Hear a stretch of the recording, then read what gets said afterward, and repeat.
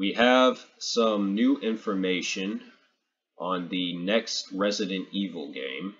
There's not anything grounded in terms of like what the concept is and what characters are going to be in it and the gameplay perspective, what that's going to be, all of that. We don't have information for that. We don't even really have an official confirmation, although Capcom has pretty much acknowledged that the game exists.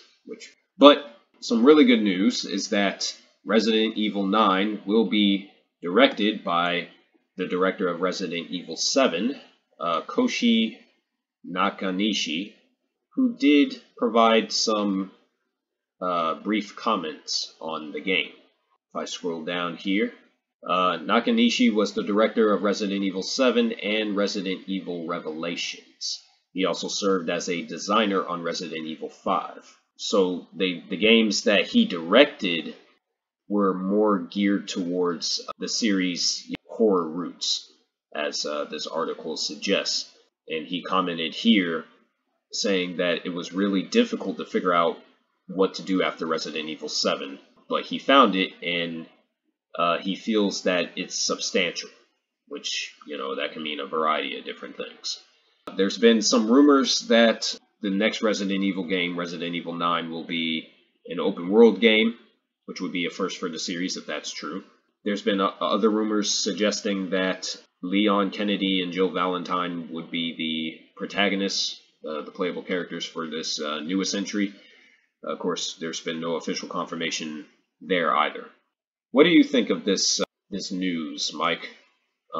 Because Resident Evil 7, the reason that game's such a big deal is because, first of all, it's one of Capcom's best games. It's one of their best games that they ever have put out the market. Ultimately, I think it's probably the most important game in the series because it saved Resident Evil. It saved the franchise. After the disaster that was Resident Evil 6, Resident Evil 7 came along, and it pretty much reversed everything, all the bad decisions that, Capcom had made with the franchise, probably going on 6 years after the release of Resident Evil 4. And they started gearing the games more towards action, and Resident Evil 7 reversed all that, and it went back to bringing that core survival horror experience back to the franchise. And it did it in a very unique way by changing the perspective. It changed the perspective from a third-person game to a first-person game, which not everyone appreciated that, but it actually really worked in the game's favor.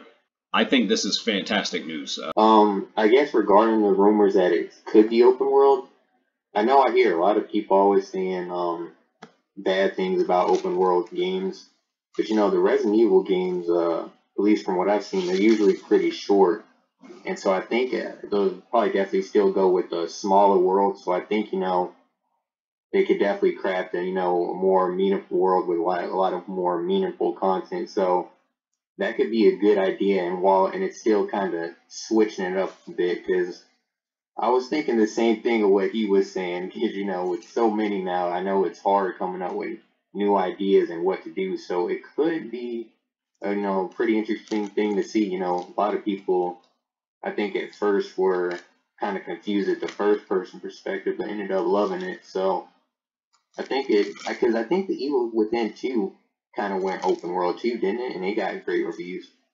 It did.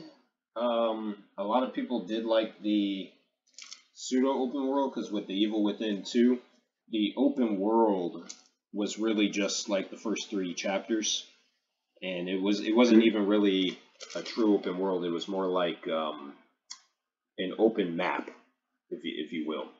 Oh yeah. Yeah. So and it was limited, but I personally felt it didn't really serve too much of a purpose.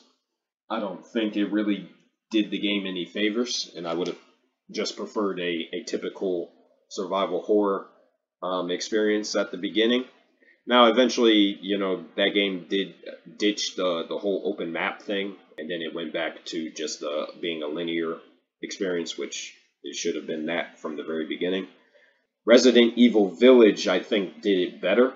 That game had more of an open map system, but it was still like an interconnected, like Metroidvania type of level design that the series is known for. But the areas were expanded, so they could do something similar for Resident Evil 9. They could add in character switching, and then you can switch between the two different characters on the fly, and then have like one character be on one side of the map, and then the other character could be in a completely different location within the same, world or the same level. I think that would work better if they had an approach like that. But yeah, I think that would be the only way I would really, I could really see an open world Resident Evil game working.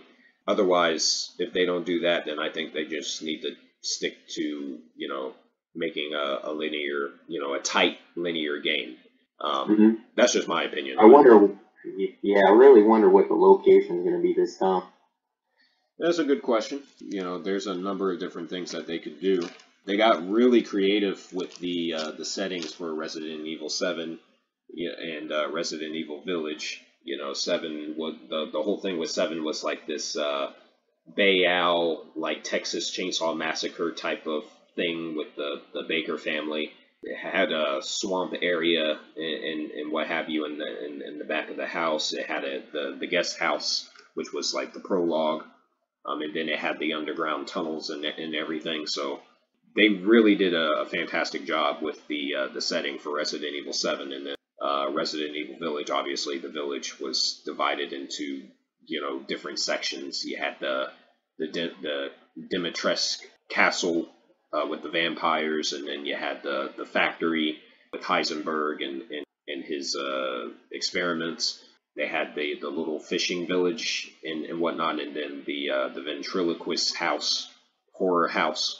They've done a pretty good job with the settings for the last two games, but with Resident Evil 9, I think they're gonna go more modern. Maybe go back to like a city type of environment, reminiscent of Raccoon City or something like that. Now they had levels like that with Resident Evil 6 as well. So if they do go that direction, they're gonna have to get like extra creative with it. Have it be in like an office building or something. I think that could work. And then you can like go up and down the different floors of the building. They haven't. That'd be pretty cool. Yeah, they haven't done anything like that. So I mean, there's ways in which that can be done. Yeah, you have any ideas for the setting? I'm not really sure, honestly. It's kind of hard to say where they could go with this next because they've done villages, castles. Now we had a horror house, so I'm not sure. I have faith in this guy. Of course we'll get an iconic villain and great world building. So I don't know. It's been so many now. You kind of hope it's going to be always feel similar, but you just don't know where it's going to go this time. I think I get what you're saying. It's going to be harder with each game for them to one up what they've done before. Yeah. Yeah, I can see that. That's really with any franchise, but with Resident Evil, they have gotten to that number at this point where it's like, yeah, y'all gonna have to like really like dig deep into the toy box. Yeah. And pull out that creativity, to keep the franchise from getting stale, Yeah. So yeah, I see what you're saying, and I fully agree with that point. I'm wondering if they're gonna do the first person perspective again. It worked for Resident Evil 7, and it worked for Resident Evil Village. Both games sold 10 million units, and I think Resident Evil Village is the fastest game in the series to reach that number. People do like the first person perspective. There are those pocket of fans that don't, but they clearly don't make up the majority. Because if they did, then Resident Evil 7 wouldn't have been a success, and Resident Evil Village wouldn't have even been a thought if 7 didn't work out.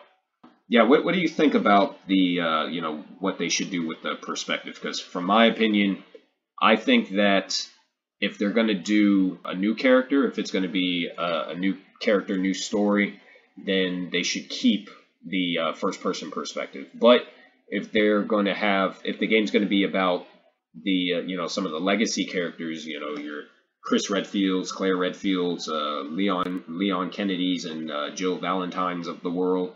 If they use one of those characters, then it should be from a third-person perspective. Yeah, I hear you on that.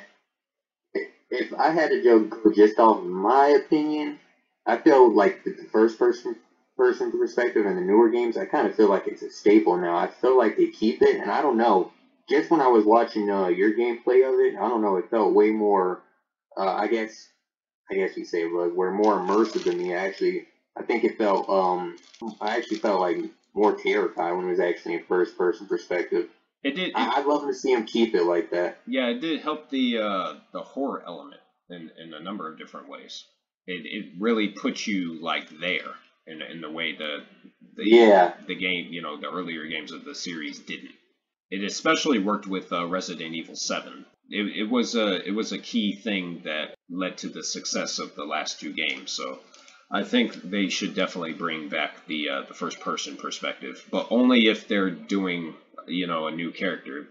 If the story is focusing around one of the legacy characters, obviously you don't want a Resident Evil game that's first person and you're playing as Leon. I mean, no one wants that. So, yeah, if they're going to do a first person perspective, I think they should do a new character. Realistically, I would want them to do a new character anyway. So that's just me. Unfortunately, we don't have much else to really go on right now. It's, like I said, it's mainly just a bunch of rumors.